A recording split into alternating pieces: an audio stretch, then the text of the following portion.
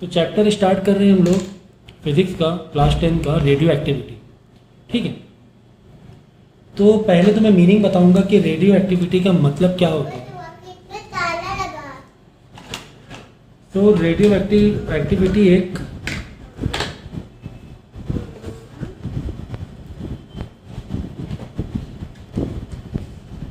Nuclear phenomena है। ठीक है, न्यूक्लियर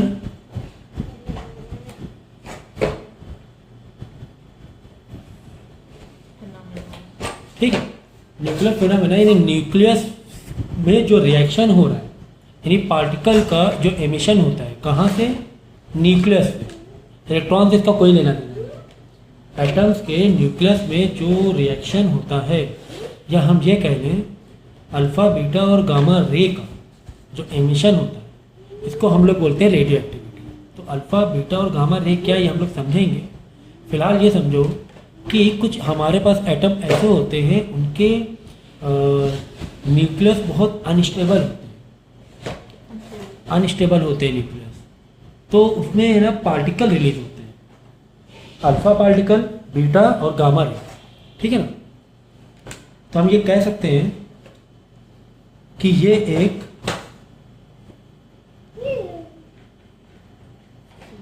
स्पॉन्टेनियस रिएक्शन है, मतलब ये होता ही रहता है, स्पॉन्टेनियस रिएक्शन है। इसमें नो एक्सटर्नल में किसी एक्सटर्नल फोर्स या फिजिकल फोर्स की जरूरत नहीं है। नो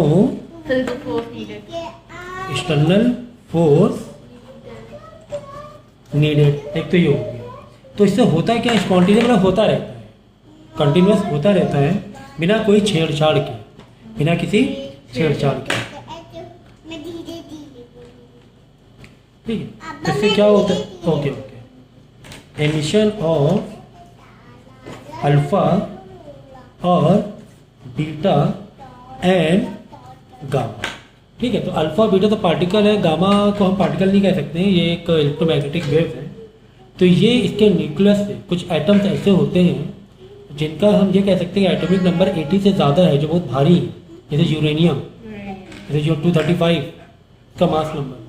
ठीक है, तो कुछ ऐसे पार्टिकल्स जो होते हैं जिनका वेट बहुत ज़्यादा है, तो उसके जो न्यूक्लियस है वो बहुत अनस्टेबल होते हैं, वहाँ से कुछ पार्टिकल रिलीज होते हैं, उसी को बोलते हैं रेडियो एक्टिविटी। उसी को क्या बोलते हैं, रेडियो एक्टिविटी। ठीक है, तो यहाँ पे हम कह सकते हैं एमिशन क्या, emission of alpha beta gamma from unstable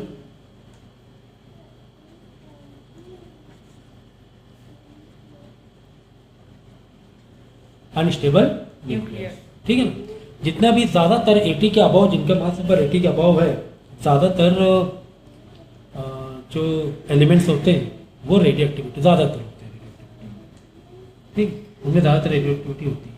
अगर हम इसके ग्राफ समझेंगे, मैं ग्राफ बना के दिखा रहा हूँ, तो थोड़ा सा ज़्यादा आप इसको रिलेट कर सकते हो।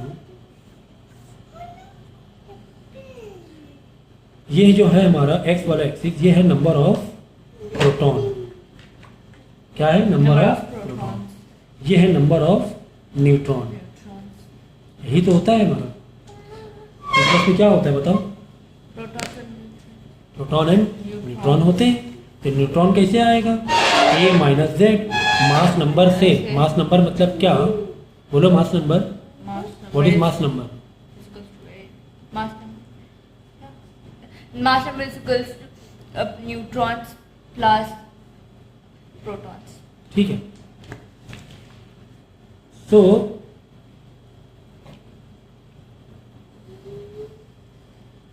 ये मैंने बनाया नंबर ऑफ प्रोटॉन और ये मैंने बनाया नंबर ऑफ न्यूट्रॉन। अब मैं यहाँ पे एक लाइन बना रहा हूँ, ये जो लाइन है कुछ इस तरीके से जा रही है। तो यहाँ पर इस लाइन में चलो मैं यहाँ पे कुछ नंबर देता हूँ। जैसे यहाँ पे 6 प्रोटॉन है, यहाँ पे 8, यहाँ पे 20, यहाँ पे 6 न्यूट्रॉन हम कह सकते हैं, यहाँ पर 8 न्यूट्रॉन, यहाँ पर 20। ठीक है, तो ये जो लाइन प्रोटॉन प्रोटॉन है सारे। ठीक है, तो यहाँ पर प्रोटॉन्स है, यहाँ पे न्यूट्रॉन है, तो ये जो लाइन दिख रही है ना, यहाँ पर हम कह सकते हैं कि Is it जो ऊंचाई? न्यूक्लियस है वो स्टेबल है, वो काफ़ी सारे एलिमेंट आ रहे हैं। एग्जाम्पल के तौर पे किसी एलिमेंट के 6 न्यूट्रॉन है, 6 प्रोटॉन। प्रोटॉन है, किसी एलिमेंट के 8 न्यूट्रॉन है, 1 प्रोटॉन है। तो 8 यहाँ बना दो, 8 इधर आ जाएगा, ओके। और किसी के 20 प्रोटॉन है और 20 न्यूट्रॉन है। तो यहाँ पर जो आसपास एलिमेंट्स हैं इसको हम कह सकते हैं स्टेबल, ठीक है ना। जो लगभग न्यूट्रॉन और प्रोटॉन जिसमें लगभग बराबर है, इस लाइन को हम क्या कह सकते हैं, एक स्टेबल है। यहाँ पर इसके नीचे या इसके इधर आ रहे हैं तो वो आपका क्या हो जाएगा, अनस्टेबल हो जाएगा। एग्जाम्पल के तौर पे किसी का 20 या इसे मैं कह दूँ आगे चल के 80 है, 80 न्यूट्रॉन है, ठीक है। 8 की बात ही अनस्टेबल होते हैं क्या? हाँ मोस्टली।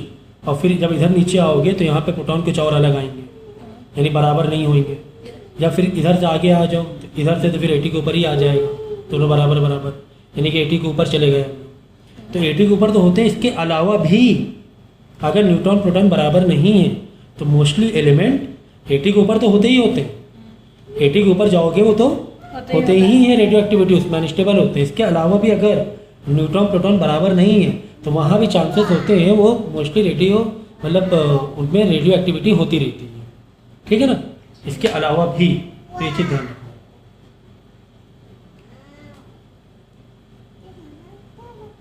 एग्जाम्पल के तौर पर किसी कार्बन का मैं ले लूँ,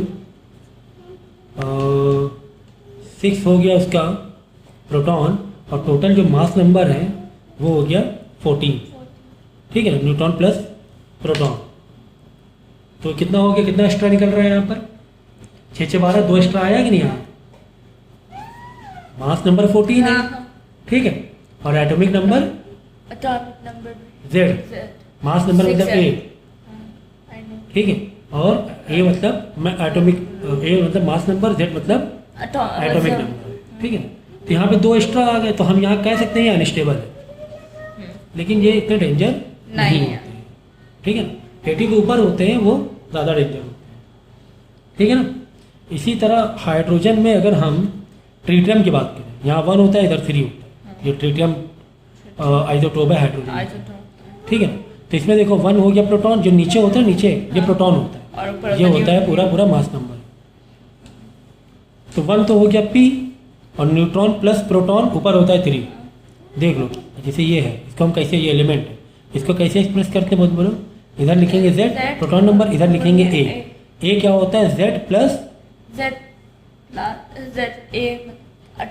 प्लस मतलब प्रोटॉन नंबर प्लस न्यूट्रॉन, ये होता है A, एटॉमिक मास, ठीक है। हाँ ये याद, ठीक है ना, ये हो जाएगा मास नंबर। तो 1 प्रोटॉन हो गया और 2 न्यूट्रॉन हो गया इसमें, ये वाले में हाइड्रोजन में।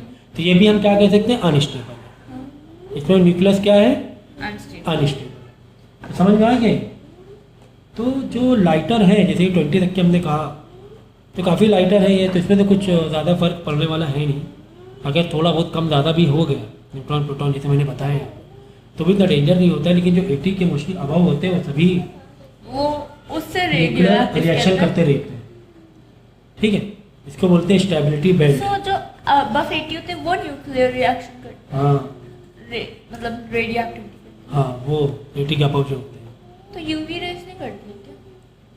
यूवी रेस, अल्ट्रावायलेट, गामा निकलती है, बहुत डेंजर होती है। तो 80 अबव होती है। हाँ कब, आफ्टर सेट अबाउ क्या कह लो 80, ये कह सकते, ठीक है ना। हाँ एटॉमिक नंबर, हाँ ठीक है ना। एक सेकंड, देखो तुम लोग कंफ्यूज ना, मैंने यहाँ पे लिख दिया ए मतलब होता है मास नंबर, मास नंबर का मतलब होता है neutron, number of neutron plus number of proton, ठीक है ना। और तो ये जो न्यूट्रॉन के एन बताते हैं, लेकिन प्रोटॉन के लिए हम किससे एक्सप्रेस करते हैं, जेड से। इसी को हम लोग बोलते हैं एटॉमिक नंबर, इसी को हम लोग क्या बोलते हैं, एटॉमिक नंबर। और ये जो ए है इसको हम लोग बोलते हैं मास नंबर, ठीक है। अब हमें नंबर ऑफ न्यूट्रॉन निकालना है, मतलब कि इस जो एलिमेंट में तुम्हें नंबर ऑफ प्रोटॉन दिया होगा और मास नंबर दिया होगा। तुम्हें नंबर ऑफ प्रोटॉन दिया होगा या फिर न्यूट्रॉन और प्लस प्रोटॉन की गिनती दी होगी। ऊपर होता है मास नंबर, नीचे होता है एटॉमिक नंबर। अब हमें न्यूट्रॉन निकालना है तो तुम्हें प्रोटॉन दिया होगा, Z दिया होगा और A दिया होगा, तो कैसे निकालेंगे? A में से Z माइनस कर देंगे, A में से Z माइनस कर देंगे। A मतलब क्या? न्यूट्रॉन प्रोटॉन दोनों मिलाकर, तो टोटल में से प्रोटॉन हटा देंगे। टोटल A मतलब टोटल, तो टोटल में से प्रोटॉन हटा देंगे तो न्यूट्रॉन आ जाएगा नंबर। ठीक है, नंबर ऑफ न्यूट्रॉन आ जाएगा। ये बात समझ में आ गई? ठीक है, तो अब हम बताते हैं कि ये जो एमिशन हो रहा है, रेडियो एक्टिविटी हो रही, मतलब एमिशन होना, तो एमिशन जो मैंने बताया 3 पार्ट में होता है, एक अल्फा, बीटा एंड गामा। ठीक है ना, तो ये कैसे हो रहा है? चलो पहले मैं अल्फा की बात करूं कि अल्फा है क्या एक्चुअली में। ठीक है ना,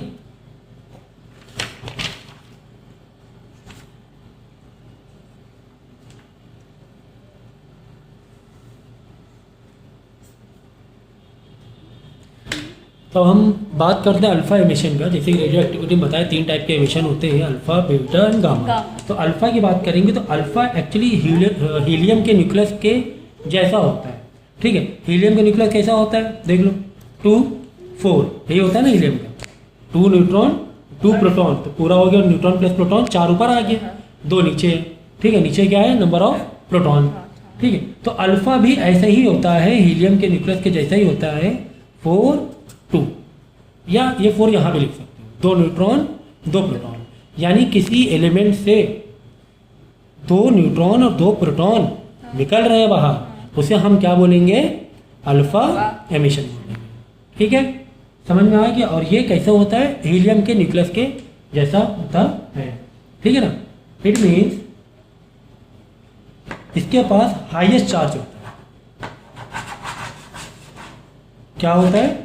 हाईएस्ट चार्ज, मतलब 2 पॉजिटिव चार्ज हो गए ना, 2 पॉजिटिव चार्ज हो गए, हम बोलेंगे पॉजिटिव चार्ज होता है कितना? 2, और इसको हम बोल सकते हैं, इसको हाईएस्ट चार्ज बोल सकते हैं। हाईएस्ट चार्ज होता है, हाईएस्ट चार्ज होने की वजह से जो इसकी वेलोसिटी होती है वो भी बहुत हाई होती है, हाई होती है। ठीक है ना, हाईएस्ट चार्ज होने की वजह से इसकी वेलोसिटी भी क्या हो जाती है? हाई, यानी कि काइनेटिक जो एनर्जी होती है इसकी वो बहुत ही ज़्यादा होती है। ठीक है ना,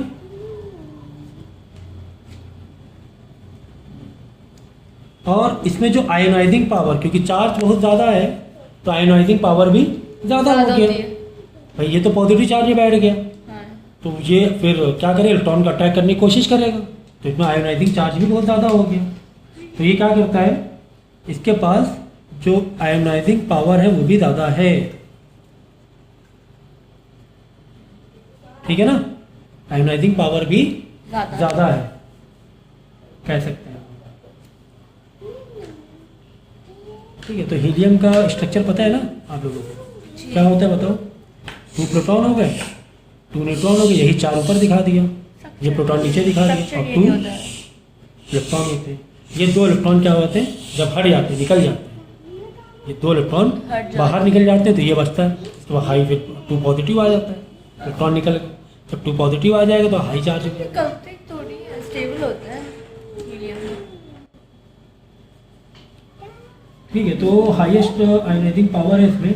अब मैं बताता हूँ यहाँ पर किस तरीके से अल्फा पार्टिकल एमिट हो रहा है, इसका मैं चैन बताता हूँ। देखो, एग्जाम्पल के तौर पे किसी एलिमेंट में उसका जो एटॉमिक नंबर है वो 92 है, और जो मास नंबर है वो 236। ओके, 236। अब देखो, अब ये इसके अंदर रिएक्शन हुआ, रेडियो एक्टिविटी चल रही है, एमिट हुआ क्या? Alpha particle. जब अल्फा पार्टिकल एमिट होगा तो इसका स्ट्रक्चर क्या अल्फा का? 2 4, 2 न्यूट्रॉन 2 प्रोटॉन। देखो इसमें ना, समझो कि ये टूटा, 2 पार्ट में बढ़ गया। एक तो अल्फा इस एलिमेंट में से एक तो अल्फा निकला, 2 न्यूट्रॉन निकले, 2 प्रोटॉन निकले, तो एक तो ये हो गया और एक बचा पार्ट भी तो एक और बचेगा ना। दूसरा पार्ट क्या बचेगा? इसको बोलेंगे वाई, इसको बोलते हैं डॉटर, इसको बोलते हैं पेरेंट, इसको बोलते हैं डॉटर। ठीक है, तो अब देखो इसमें क्या बचे, देखो Why? 92 में से 2 गया, छोटा हो गया ना, ये हो गया 90। पहले तुम्हारा जो नंबर ऑफ प्रोटॉन कितने थे 92, 2 बाहर निकल गए ना, 2 न्यूट्रॉन 2 प्रोटॉन, तो 90। नीचे वाला गिनती क्या बता रहा है, प्रोटॉन की बता रहा है। अब बचे 90 और ओवरऑल मास नंबर में 4 हटा दो, हाँ, तो प्रोटॉन भी 2, ये वाले क्या बता रहे हैं, न्यूट्रॉन प्लस प्रोटॉन, तो 2 232। न्यूट्रॉन 2 प्रोटॉन दोनों गए, तो आज कितना बचा वाई में 230। 232। ठीक है, साथ में इसमें एक एनर्जी भी रिलीज करते हैं, एनर्जी भी लिखना पड़ेगा, मतलब ये 2 तो टूट रहे हैं, ये 2 तो ब्रेक हो रहे हैं, लेकिन इसके साथ में एनर्जी भी रिलीज रिलीज होगी। और भी कहानी है, अब कह सकते हो इसमें, चलो मैं बताता हूँ, पहले आप सिंपल ले लो कि ये कैसे हमने ब्रेक किया, अभी आगे बता रहा हूँ। ठीक है, कोई एलिमेंट है, उसको किस तरीके से इसमें रेडियो एक्टिविटी हुई, एमिशन हुआ किसका, अल्फा का, फिर क्या होगा, बचा होगा वाई, मैंने वाई से एक्सप्रेस किया, कुछ भी एलिमेंट हो सकता है, यहाँ पे यूरेनियम है, यहाँ पे थोरियम है, कुछ भी हो सकता है। तो यहाँ से 2 हट गया, 90 बचा, यहाँ से 4 हट गया, 232 बचा। ये एग्जाम में इस तरह का चैन रिएक्शन और फिल इन द ब्लैंक रहेंगे और चेन रिएक्शन कंप्लीट करना आएगा। ठीक है, तो इसको हम लोग क्या बोलेंगे, पेरेंट न्यूक्लियस। एक मेन न्यूक्लियस यही था पहले, ये पेरेंट हो गया,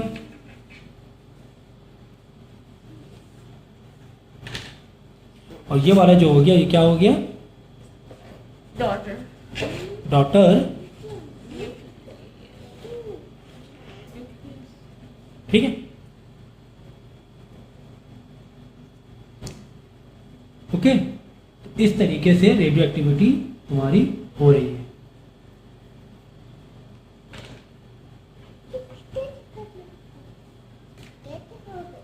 इसी का एक और ले लें क्या, तो पहले क्या करना, इसको वीडियो पॉज करके पहले इतना आप कंप्लीट करना। ठीक है, अभी 1-2 और मैं चैन रिएक्शन दिखा रहा हूँ इसके रिलेटेड।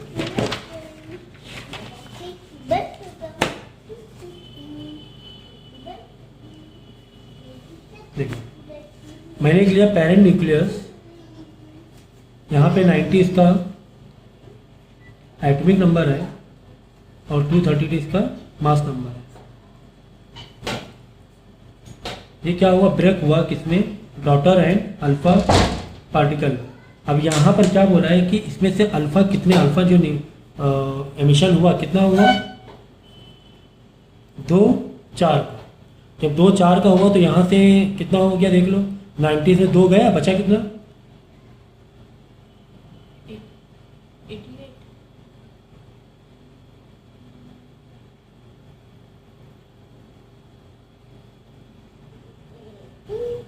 इधर हो गया 88 और इधर हो गया तुम्हारा 228। ठीक है, तो ये एक चैन रिएक्शन होता रहता है। आगे और रिएक्शन हुआ और यहाँ से अब कितने गए, 3 अल्फा पार्टिकल गए। कितने अल्फा पार्टिकल गए, 3, मतलब 3 to the 6 प्रोटॉन गए, 3 4 the 12 टोटल मास नंबर गया। ठीक है, तो एक और नया एलिमेंट बनकर आ गया, टूट के एक नया एलिमेंट बनकर आ गया। ठीक है, अब इसके अंदर बताओ कितना बचेगा, प्रोटॉन नंबर कितना बचेगा, 3 to the 6, 84 में 6 माइनस करेंगे कितना आ जाएगा, हाँ 82 आ जाएगा। 4 3 the 12, 228 में से 12 हटाएंगे तो बचेगा 216। ठीक है, तो इस तरीके से रिएक्शन होता है। तो ये वाला जो 3 है ना, 3 अल्फा पार्टिकल, मतलब 3 to the 6 तुम्हारा गया क्या, प्रोटॉन, प्रोटॉन और 4 3 the 12 टोटल हो गया। न्यूट्रॉन। ठीक है, 6 + 6 प्रोटॉन गए, 6 न्यूट्रॉन गए, तो 12 हो गया टोटल। ठीक है ना, तो इस तरह का चैन रिएक्शन आपको आएगा, तो ये आपको समझ में आना चाहिए। तो ये तो मैंने बता दिया किसके बारे में, अल्फा पार्टिकल के बारे में। और इस टाइप का ये जो मैंने बताया 2 रिएक्शन, एक बार 1 अल्फा पार्टिकल गया था, दोबारा 3 अल्फा पार्टिकल गए, तो ये एग्जाम में आता है आपके। ठीक है, इसमें फिल इन द ब्लैंक दिया रहेगा, तो इसको इस तरीके से करना है। अब तो नेक्स्ट एमिशन की मैंने क्या बोला था, नेक्स्ट एमिशन बोलो क्या होता है, बीटा पार्टिकल। ठीक है ना, बीटा पार्टिकल, तो क्या है? पार्टिकल एली। ठीक है ना, तो बीटा पार्टिकल जो होता है बहुत ही फास्ट मूविंग होता है। फास्ट मूविंग क्या, पार्ट न्यूट्रॉन कि प्रोटॉन कि इलेक्ट्रॉन? प्रोटॉन। हम बात किसके कर रहे थे रेडियो एक्टिविटी में? न्यूक्लियस की बात कर रहे थे। हाँ। किसकी बात कर रहे थे? न्यूक्लियर। या तो प्रोटॉन जाएगा इसका मतलब, या तो न्यूट्रॉन जाएगा, या दोनों जाएंगे। हाँ। जैसे अल्फा में दोनों जा रहे थे। तो बीटा में क्या जाएगा? तो बीटा में क्या होता है? फास्ट मूविंग इलेक्ट्रॉन होता है, ये ध्यान में रखना। तो अब हम क्या बोलेंगे सर, क्यों? क्या न्यूक्लियस में छेड़खानी नहीं हो रही? छेड़खानी न्यूक्लियस में ही हो रही। रेडियो एक्टिविटी का मतलब ही न्यूक्लियर रिएक्शन होता है। अब आप बोलो सर न्यूक्लियस में तो इलेक्ट्रॉन होता नहीं ना, इलेक्ट्रॉन तो बाहर होते हैं, न्यूक्लियस में तो नहीं होता। तो वहीं उसी पर आएंगे। ठीक है, तो बीटा पार्टिकल कैसे एक्सप्रेस करेंगे? कुछ इस तरीके से एक्सप्रेस करेंगे, -1 ऊपर 0। इसका मतलब कि तुम्हारे मास नंबर में कोई भी छेड़खानी नहीं हो रही है, लेकिन नीचे नंबर ऑफ प्रोटॉन में छेड़खानी होगी। तो -1 की हो। तो -1 का मतलब क्या हो? -1 का मतलब क्या हो? एक तुम्हारा, चलो हिंदी में लिख देंगे, एक प्रोटॉन क्या हो गया? कम हो गया। यही तो बता रहा है। नीचे वाला नंबर क्या बताता है? प्रोटॉन का नंबर। याद रखना बस, जेड ऐसे याद रखना, जेड जेड मतलब जेड पी जेड ऐसे आप कह सकते हो। ठीक है ना? क्या जो जेड है वो क्या है? प्रोटॉन है। बस ये ध्यान रखना। ठीक है ना? सो यहाँ पर एक प्रोटॉन कम हो रहा है। एक प्रोटॉन कम होना मतलब एक्चुअली में क्या हो रहा है? जो प्रोटॉन है, देखो जो रिएक्शन हो रहा है वो न्यूक्लियस में ही हो रहा है। तो यहाँ पर क्या हो रहा है कि जो प्रोटॉन है वो कन्वर्ट हो रहा है। क्या हो रहा है? कन्वर्ट हो रहा है। किसमें? इलेक्ट्रॉन में। ये हो रहा है कार्य। प्रोटॉन क्या हो रहा है? कन्वर्ट हो रहा है इलेक्ट्रॉन में। इसीलिए यहाँ पे इलेक्ट्रॉन -1 दिखाया। या फिर इसको ऐसे भी दिखा सकते हैं, -1 0। ऐसे बी से भी एक्सप्रेस कर सकते हो, बीटा से। ठीक है ना? सो इलेक्ट्रॉन मूव होता है, लेकिन इलेक्ट्रॉन वाले ऑर्बिट से नहीं, न्यूक्लियस से ही होता है। जो प्रोटॉन होता है वो इलेक्ट्रॉन में कन्वर्ट हो जाता है किसी वजह से। अब वो वजह भी यही है कि इसमें जो तुम्हारा न्यूक्लियस है वो बहुत अनस्टेबल है। अनस्टेबल क्यों है पता है? इसमें भी कहानी है। देखो अगर हम कह रहे हैं, चलो अल्फा में आ जाओ, अगर हम कह रहे हैं 2 प्रोटॉन है 2 न्यूट्रॉन, ये हम कह रहे हैं भाई न्यूट्रॉन तो 0 है, चार्ज न्यूट्रॉन में चार्ज है वो तो 0, वो तो न्यूट्रल है, उसको तो कोई मतलब नहीं है। लेकिन अगर हम कहेंगे प्रोटॉन 2 है, यानी कि 2++ है, ये आपस में क्यों है? क्यों चिपके हुए हैं आपस में? ये तो रिपेल होना चाहिए। ये तो रिपेल होना चाहिए, लेकिन फिर भी है न्यूक्लियस में, फिर भी न्यूक्लियस में रहते हैं। तो वो जो इनको ज़बरदस्ती रखती है वही होता है तुम्हारी न्यूक्लियर एनर्जी होती है, जो इन दोनों को पास में रखती है। अगर तुम्हारी न्यूक्लियर एनर्जी कमज़ोर पड़ गई तो दोनों रिपेल, यानी कि ये 2 चार्ज के बीच में जो एनर्जी है, जो फोर्स होता है, उसे बोलते हैं इलेक्ट्रोस्टैटिक फोर्स। अगर इलेक्ट्रोस्टैटिक फोर्स बढ़ गया न्यूक्लियर से तो ये 2 अलग हो जाते हैं। अब वही सब फिनोमिना होता है, प्रोटॉन फिर इलेक्ट्रॉन में कन्वर्ट हो जाता है। तो ये एक कॉन्सेप्ट है, लेकिन फिर भी तुम्हारे क्लास अगर 10 के पॉइंट ऑफ व्यू से समझेंगे तो जितना मैं डिटेल बता रहा हूँ उतना है भी नहीं आपको, बट फिर भी ठीक है। तो आप कैसे पढ़ा रहे? तो समझ गए? तो ये हो गया तुम्हारा क्या? प्रोटॉन इलेक्ट्रॉन में कन्वर्ट हो गया, और बीटा पार्टिकल में न्यूक्लियस से ही होता है रिएक्शन, लेकिन इलेक्ट्रॉन तुम्हारा भागता है। ठीक है। अच्छा, इसके मास की हम क्या बात करेंगे? देखो अगर हम बोलेंगे रेस्ट मास, अगर हम इलेक्ट्रॉन का रेस्ट मास की बात करेंगे तो कितना होता है बोलो? 9.1 into 10⁻31 kg। What is rest? Rest को हम कह सकते हैं ठहरा हुआ, रुका हुआ, ऐसे कह सकते हैं। क्या है? रुका हुआ है ना? रुका हुआ है रेस्ट मास है। लेकिन ये वाला जो इलेक्ट्रॉन है, हम तो इसको क्या कह रहे हैं कि ये तो यार इसका तो मास बिल्कुल नहीं के बराबर है। ठीक है ना? इसका मास क्या है? नहीं के बराबर है।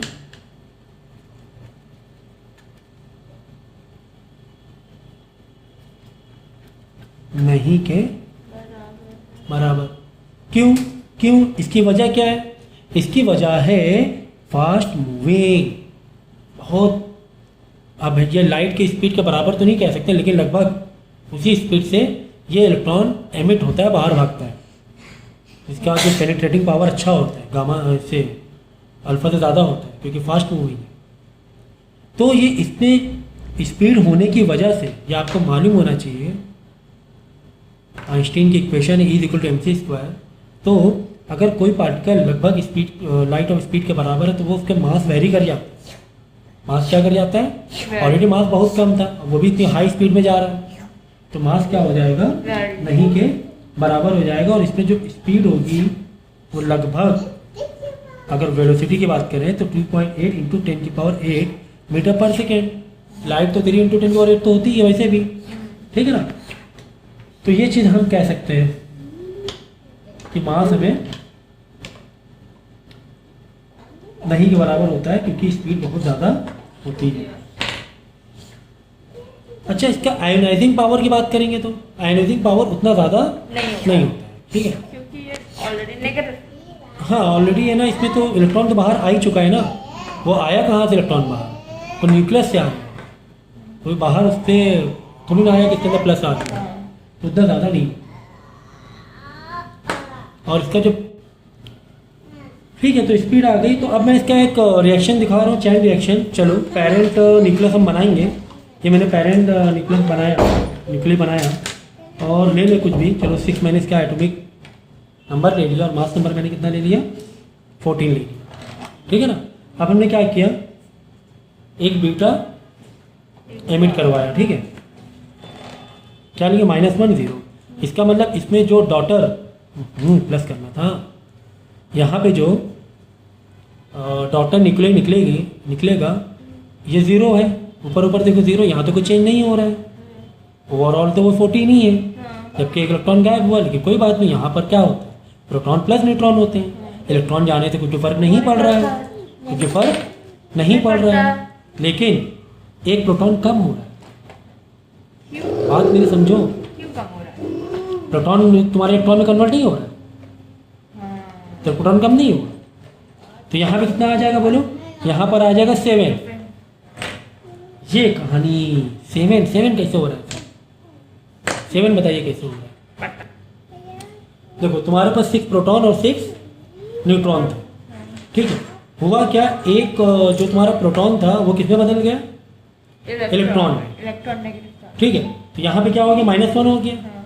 जब ये -1, जब इसको तुम टैली करोगे तो कम होना है, -1 कम होना, तो -+7 हुआ कि नहीं? माइनस का है। और बाद में क्या लिखो? प्लस एनर्जी, ठीक है ना। एनर्जी जरूर रिलीज होगी। इसका भी कॉन्सेप्ट है एनर्जी का, क्योंकि मोमेंटम, जब आप रिएक्शन होता है तो मोमेंटम बढ़ेगा, मोमेंटम बढ़ के तो वो एक फिर आपको कंजर्वेशन लगाना पड़ेगा मोमेंटम का, तो एक एनर्जी फिर आपको देनी पड़ेगा। ये तो टैली हो गया, तो आपको एनर्जी कंजर्वेशन देना पड़ेगा मोमेंटम से, ओके।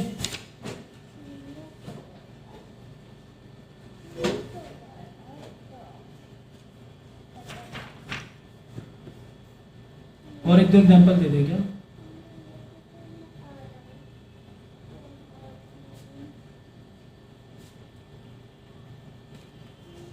ठीक है। और साथ में अब यहां पर देखो,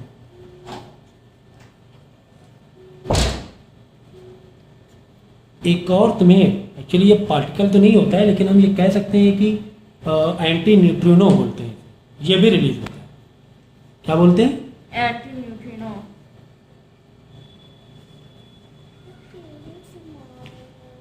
ये इसकी वजह यही है कि जो आपका मोमेंटम है उसको कंजर्व रखने के लिए यहाँ पर, तो ये तो बराबर हो गए ये दोनों, लेकिन मोमेंटम इस तरफ बढ़ा है, हाई स्पीड भी है, काइनेटिक एनर्जी बढ़ी है। काइनेटिक एनर्जी बढ़ने से मोमेंटम इसका बढ़ा है। मोमेंटम जब बढ़ा है तो हमें मोमेंटम, क्योंकि मोमेंटम तो कंजर्व होता है, तो कंजर्व के लिए हमें यहाँ पे एनर्जी प्लस एंटी न्यूट्रिनो, एक एनर्जी हम कह सकते हैं, ये रिलीज हुई है, ठीक है। इसे बोलते हैं एंटी न्यूट्रिनो, ठीक है।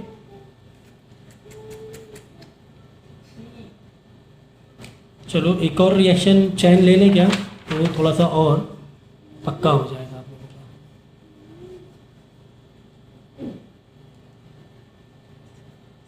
सी लिया हमने 614, ठीक है। रेडियो एक्टिविटी हुई, इससे बीटा -1 गया, ऊपर तो 0 रहता है पता है, प्लस जब नया डॉटर बनेगा इसको n दे दो, n ही बनता है, तो क्या होगा देखो 6 में से माइनस माइनस 1 7 हो गया, 7 हो गया, और ये ऊपर तो 14 ही रहने वाला है, तो ये क्या नाइट्रोजन नहीं बन गया, है ना। तो प्लस एक एंटी न्यूट्रॉन देना पड़ेगा प्लस एनर्जी, ठीक है। एंटी न्यूट्रॉन इतना डिटेल में नहीं है आपको, इसलिए बस आपको फॉर्मूला लेके लिख दो आप फिलहाल, मैं अभी इतना नहीं समझाऊंगा। तो यहाँ पर आप देखो कि न्यूट्रॉन प्रोटॉन बराबर नहीं है, न्यूक्लियस का बराबर नहीं है, तो ये आपका अनस्टेबल कार्बन माना जाएगा या अनस्टेबल न्यूक्लियस माना जाएगा। तो जैसा कि मैंने कहा था कि अनस्टेबल है, लेकिन ज़रूरी नहीं कि ये बहुत डेंजर हो इसकी रेडिएटिविटी। अनस्टेबल कह सकते हैं जो डेंजर जोन में होते हैं, तो हाई वो 80 के ऊपर होते हैं, ठीक है। और स्टेबिलिटी की मैंने चैन भी दिखा, एक लाइन भी दिखा दी थी, वो भी बहुत ज़रूरी है। चलो एक और ले लें एग्जाम्पल के तौर पे, ये 26 है, ये 60 है, रिएक्शन हुआ -1, बताओ पेरेंट पे क्या बने, डॉटर में क्या बनेगा, 60 तो वैसे ही रहेगा, यहाँ पे क्या हो जाएगा 27 हो जाएगा, प्लस एक एंटी न्यूट्रॉन दो और प्लस एनर्जी रिलीज करना। तो एग्जाम में आपको बस यहाँ पर कोई एक हो सकता है ये वाला नंबर गायब कर दे, सोचते ये नंबर गायब कर दे, यहाँ पे 27, तो समझ जाओ यहाँ पे क्या होना चाहिए 26 होना चाहिए। तो बीटा में आगे ऐसे जाने में बढ़ रहा है, इंक्रीज हो रहा है, प्रोटॉन क्या हो रहा है इंक्रीज हो रहा है, और अल्फा में डिक्रीज होगा इस तरफ। तो अगर अल्फा को तुम्हारा यहाँ पे दिया हुआ यहाँ का गायब है, तो इधर उल्टा लेकर आओ, दो प्लस करके लाओ, या जो भी दिया हुआ है, हो सकता है ऐसे फॉर्म में दिया हो, ऐसे फॉर्म में दिया 20 माइनस -2 हो जाएगा, 20 कोई चेंज नहीं ऊपर, है ना, यहाँ 2 बीटा हमेशा। तो ऐसा आपका एग्जाम में आ सकता है। अभी एक अच्छा क्वेश्चन लेंगे,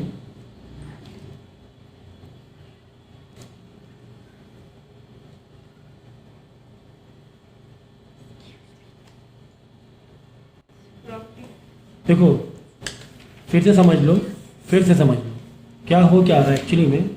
जो तुम्हारे न्यूट्रॉन है, या चलो न्यूक्लियस जो तुम्हारा है,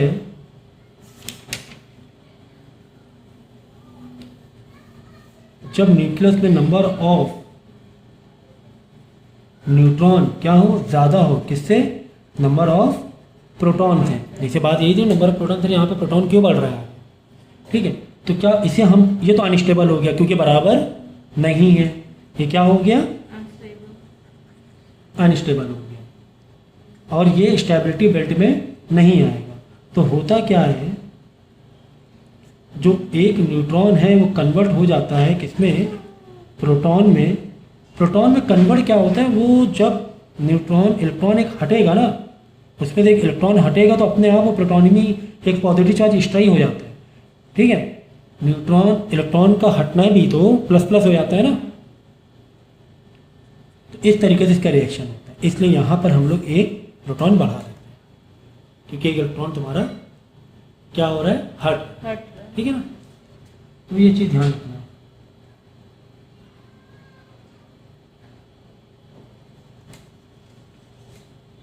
तो हो चुका है, चलो एक और रिएक्शन दे दे, अच्छा करना।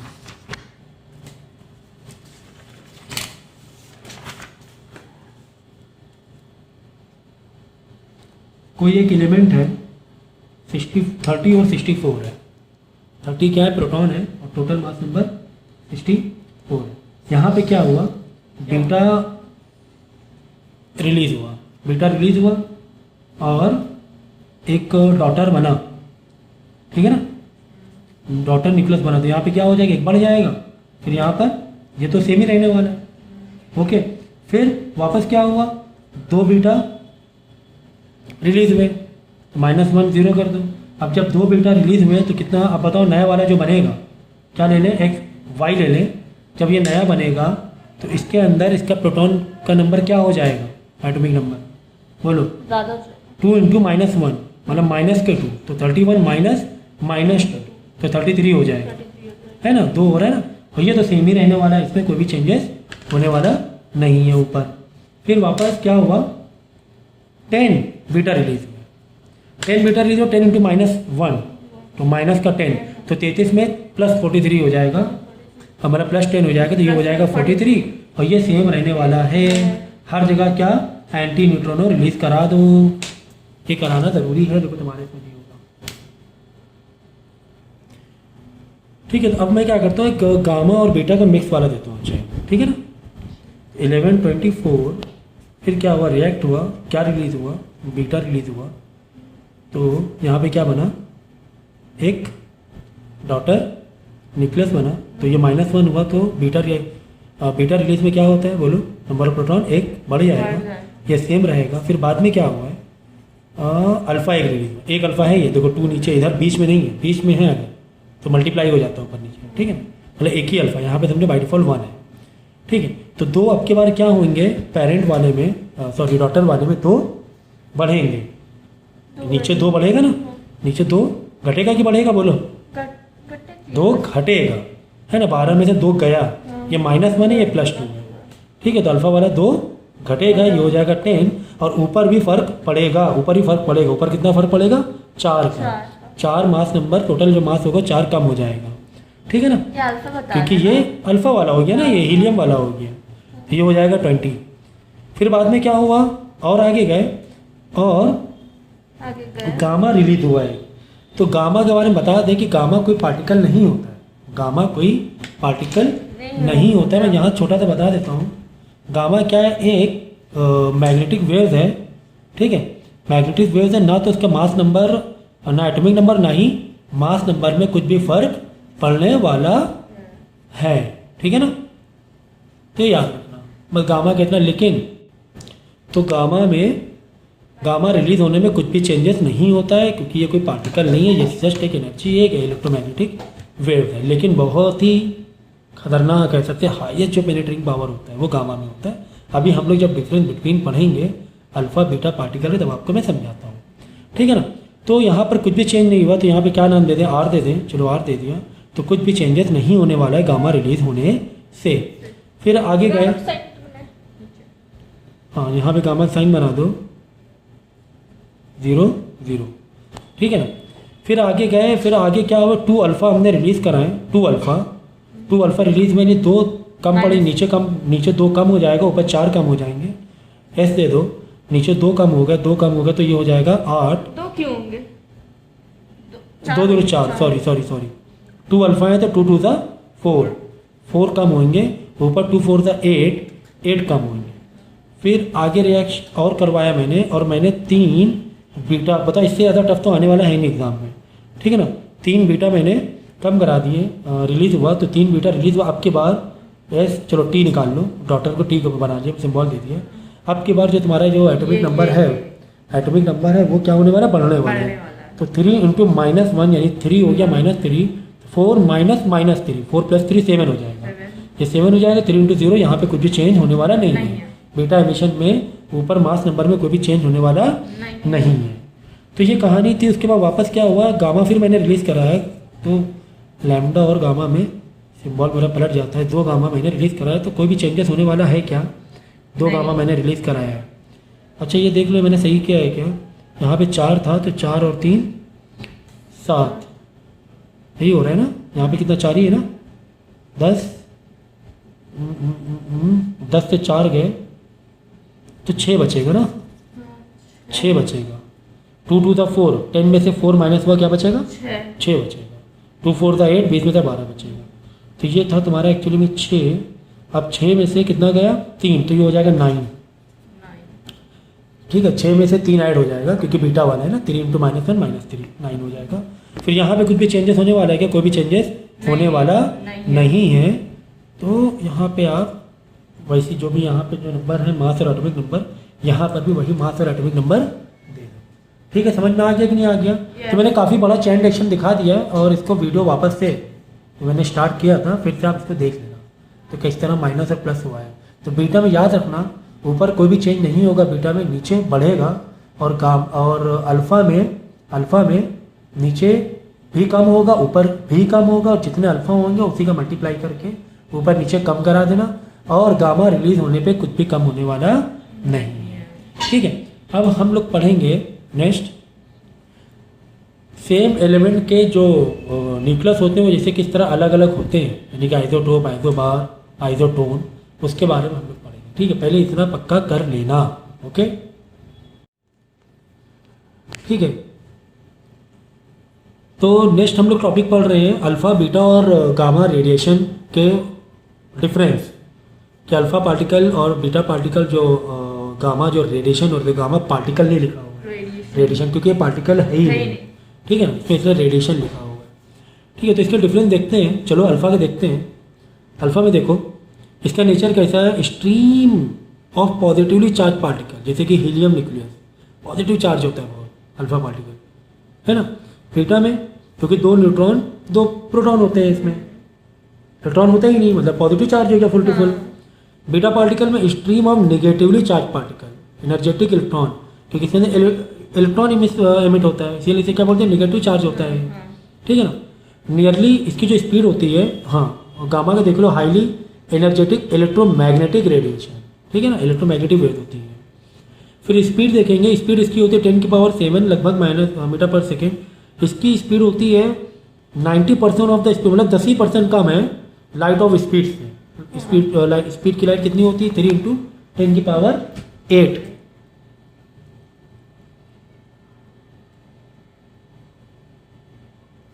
ओके, ठीक है।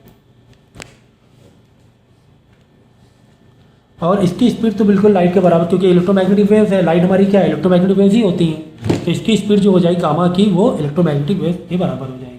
ये एग्जाम में आता है, डिफरेंस बिटवीन कोई भी एक पार्ट पूछ लेगा।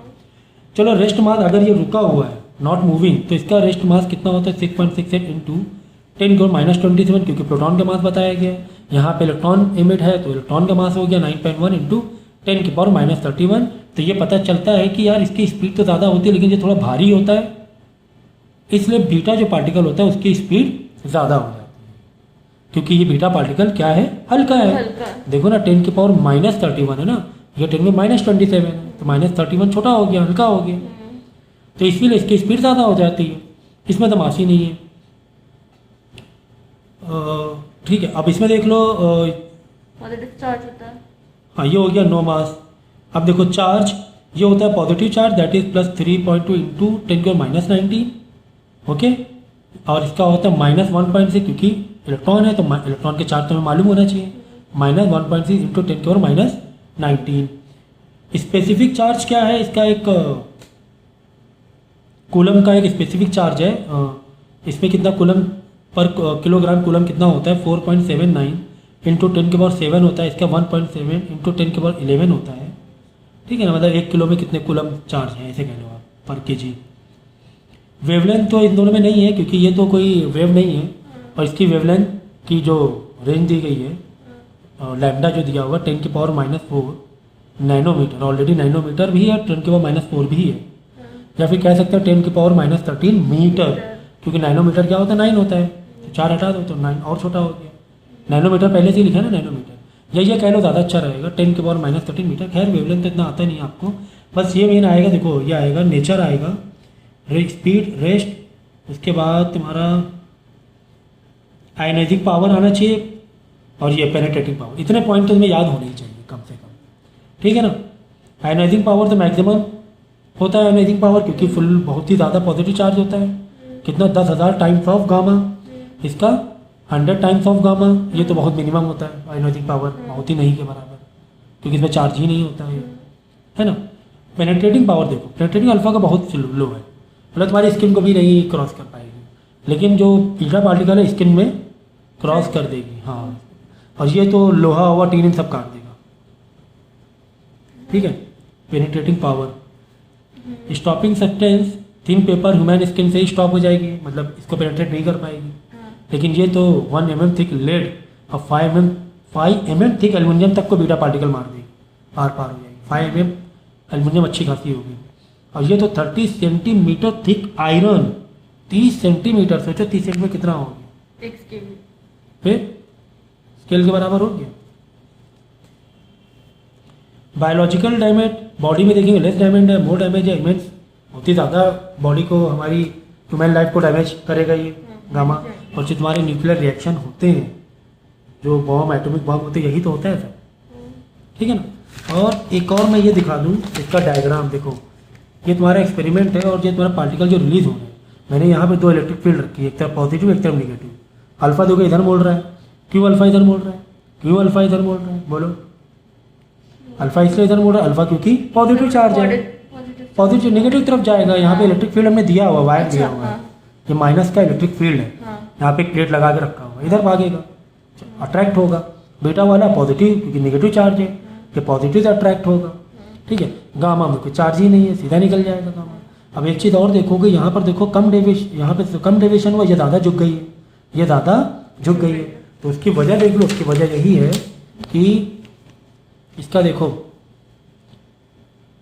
इसका मास बहुत कम है ना। और अगर तुम चार्ज भी देखोगे, दोनों का कंपेयर करोगे तो ऑपोजिट है, अपोजिट भी है, साथ में ये ज़्यादा भी है ना क्वांटिटी वाइज, देखो ना, इसका ये ज़्यादा है चार्ज, इसका कम है। और मेन मास देख लो आप, मास देख लो, मास की वजह से भी इसका जो डेविएशन है, इसका डेविएशन कम है, उसका डेविएशन ज़्यादा है, ठीक है ना।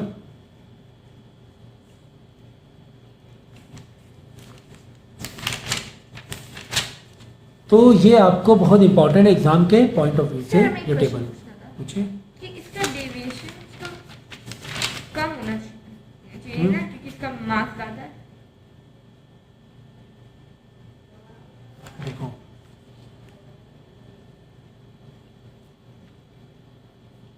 रेस्ट मास, इसका ये देख लो, रेस्ट मास कितना है इसका 6.68, इसका कितना है 9. तो इसका तो कम है ना, इसका कम है तो डेविएशन ज़्यादा है। लेकिन ज़्यादा क्यों होगा, ये कम है तो ये यहीं पे पॉजिटिव वाली प्लेट यहीं खींच लेगी इसे, जल्दी अच्छा, जल्दी खींच लेगी, ठीक है, अट्रैक्ट जल्दी कर लेगी, अरे तो ठीक है। तो ये देख लो, जो सब्सटेंस है हमारे, जो वो डेंजर सब्सटेंस है, यूरेनियम, ये सब आइटम बम में यूज़ होता है, रेडियम, पोलोनियम, थोरियम, यूरेनियम टूटता है ना, थोरियम बनता है टूट के, ठीक है ना। यूरेनियम सबसे खतरनाक है, 238 इसका मास नंबर होता है, ओके। Isotopes and isobars. तो अब नेक्स्ट टॉपिक है हमारा जो एटॉमिक मॉडल, जो हम लोग ने खैर एटॉमिक मॉडल तो पढ़ ही लिया। अब ये मॉडल कितने टाइप के होते हैं, आइसोटोप, फिर दूसरा क्या है आइसोबार, फिर क्या है आइसोटोन, ये तीन आपको दिया हुआ है, तीन की प्रॉपर्टी। तो तीन की प्रॉपर्टी मैं आपको लिख कर बता देता हूँ, और ये एग्जाम में आता है।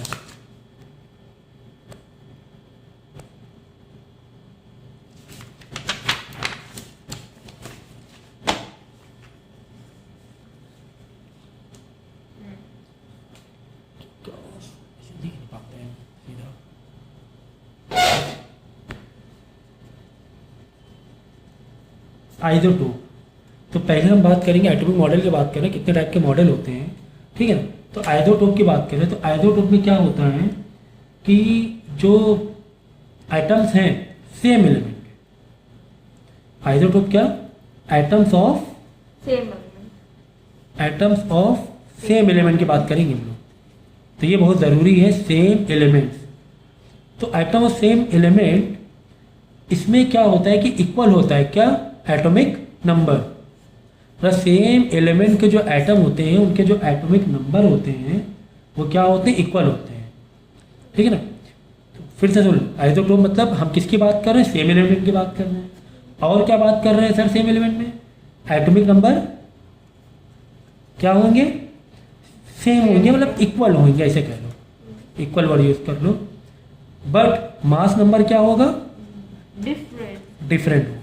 तो ये आपको याद रखना पड़ेगा, आइसोटोप, ठीक है। एग्जाम्पल के तौर पे किसी के ऑक्सीजन का 8 और 16 भी होता है, ऑक्सीजन का 8 एंड 17 भी होता है, ऑक्सीजन में 8 एंड 18 भी होता है। यानी यहाँ पर आप देखोगे एटॉमिक नंबर क्या हो रहे हैं, सेम हो रहे हैं, एटॉमिक नंबर क्या हो रहे हैं, सेम हो रहे हैं, मतलब Z सेम है, सिंबल भी याद रखो, Z क्या है, सेम है, बट A क्या है, डिफरेंट है। यानी कि प्रोटॉन, समझो यहाँ पे देखो, प्रोटॉन कितने हैं, 8 है, और न्यूट्रॉन कितने हैं, 8 ही है। यहाँ पे प्रोटॉन कितने हैं, 8 है, लेकिन यहाँ पे न्यूट्रॉन कितने हैं, 17 माइनस 8, A माइनस Z, कितने हो गए, 9। तो कुल मिला के अगर इसका मास नंबर डिफरेंट हो रहा है, मतलब क्या डिफरेंट हो रहा है, मास नंबर मतलब क्या होता है, प्रोटॉन प्लस न्यूट्रॉन। तो मास नंबर डिफरेंट हो रहा है, नीचे है ना एटॉमिक नंबर सेम है, नीचे प्रोटॉन का नंबर सेम है, तो डेफिनेटली न्यूट्रॉन का ही नंबर चेंज हो रहा होगा। डेफिनेटली किसका नंबर चेंज हो रहा होगा? न्यूट्रॉन का नंबर चेंज हो रहा होगा। यहाँ पे प्रोटॉन 8 है, लेकिन यहाँ पे न्यूट्रॉन 18 माइनस 8 10 हो गए। तो याद रखना क्या, आइसोटोप एटॉमिक नंबर सेम। कैसे याद रखोगे बताओ? टोप एटोम है ना, एटॉमिक आइसोटोप, तो टीओ से एटॉमिक, ये याद रखना। वो है ना, यहाँ पे कैसे हो रहा है? ओटो मतलब एटॉमिक, तो atomic number same, mass number फिर डिफरेंस हो जाएगा। ठीक है, तो ऐसे जो ये मॉडल होते हैं एटम्स के, इनको बोलते हैं आइसोटोप। ठीक है, पता है लोगों को। और एग्जांपल दे दे क्या? नहीं पता है। ठीक है ना, हाइड्रोजन भी। हाइड्रोजन का भी ले सकते हो आप। हाइड्रोजन में क्या लोगे आप? प्रोटियम हो गया, ड्यूट्रियम हो गया, ट्रिटियम हो गया, जिसमें ऊपर मास नंबर 1 2 3 हो जाएगा, नीचे हाइड्रोजन में प्रोटॉन तो एक ही रहने वाला है। ठीक है, अब आ जाओ आइसोबार। अब किसकी बात करेंगे? आइसोबार।